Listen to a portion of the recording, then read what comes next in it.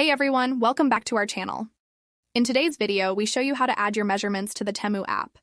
This can help you get the perfect fit when shopping for clothes or accessories. So let's get started. Open the Temu app on your smart device and make sure you are logged in to your account. By opening the Temu app on the home page in the upper left corner of the screen, look for your profile and then click on it. By clicking on your profile, the following page will open where you will also click on your profile picture. Then when the app opens the next page, in the drop-down menu, look for the option Measurements and click on it. The app will open the following page where you can see all the measurements that are offered. If you want to change the measurements from cm and kg to in lbs, you just need to click on the option on the left side of the screen, and the app will automatically transfer it. All you have to do is enter your measurements requested by the app and click the update option.